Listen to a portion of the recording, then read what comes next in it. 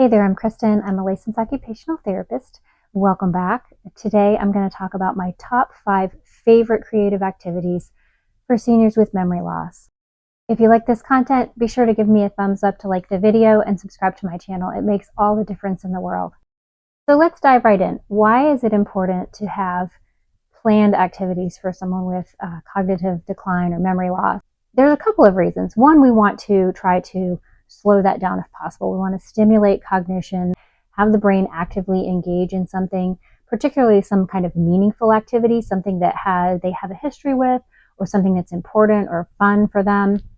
Secondly, meaningful activities can also help to preserve skills in other parts of the body. So motor skills, strength, endurance, manipulation skills using the hands, so fine motor skills as well as gross motor skills. It can help with social emotional well-being, so just mood, right? Improve mood. And it can help with social interaction from being connected to loved ones, friends and family, and also communication skills.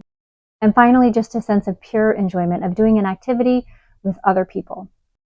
So one of my very favorites is arts and crafts. Arts and crafts activities are great because they can be tailored to the individual's abilities. So whatever you have on hand, pull out coloring books, you can print out coloring pages online. I always recommend tailoring it to that person's individual interests. So if you have an older gentleman who perhaps really liked 1970s muscle cars, go online and see what kind of line art you can find and print that out. See if you can find a painting kit. I've talked in some other videos about the Relish brand dementia painting kits, which are reusable. Those are fabulous, and I'll link them in this video again below. But you know your person better than anyone. So just keep in mind safety and enjoyability, and then again, what their abilities are and what they're able to accomplish. My next favorite is using music to generate an activity. So that can just be listening to music and reminiscing or talking about what was going on in their lives, maybe some concerts that they've been to back in their youth. Certainly singing along is great. That's a great way to participate. And also using any kind of simple musical instrument like a tambourine or shakers or rhythm sticks is a great way to get someone to participate and involve. Rhythm and music are one of the last things that we lose in memory loss diseases. And so music is really a great way to engage and kind of take somebody back to a happier time. So using music encourages creative expression, it stimulates cognition and memory, and it also is a great way to provide social interaction. So get in there and enjoy the music with them. Cooking or baking tasks is another category that's a really great way to involve someone with memory loss. They may not be able to sit down and make an entire recipe on their own, but you know what their abilities are, you know what their skills are. Have them stir batter or decorate cookies.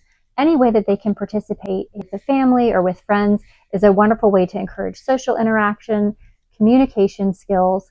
And again, if they're stirring batter, that's going to work on motor skills and strength. So there's lots of different benefits to these activities, not just keeping them busy, so to speak.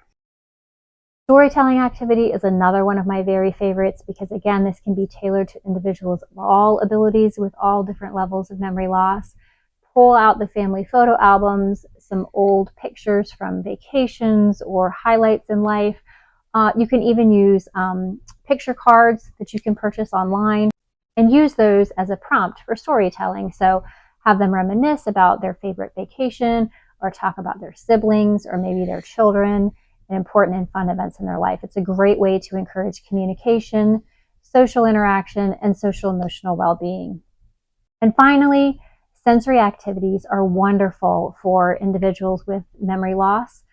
They can be used all the way across the gamut. So they can be anything from gentle massage to applying lotion. You can even create a sensory bin or a sensory bag where you fill it with rice or beans or sand and put other objects in there for them to kind of sift through and find. Now, again, you have to take care with individuals who might try to place things in their mouths. So if you have someone who's kind of at that level, then you don't want to offer this activity. But it is a really nice activity because sifting through those very fine, small objects can encourage hand strengthening or at least range of motion in the digits and the hand and the wrist. Sensory stimulation also tends to be very relaxing and calming for many individuals. So that's a nice added benefit of that one. So let me know in the comments if you try any of these activities and what works best for your loved one with memory loss or cognitive decline. I'm always anxious to hear what great ideas my viewers come up with. Thanks again for watching, and I'll see you next time.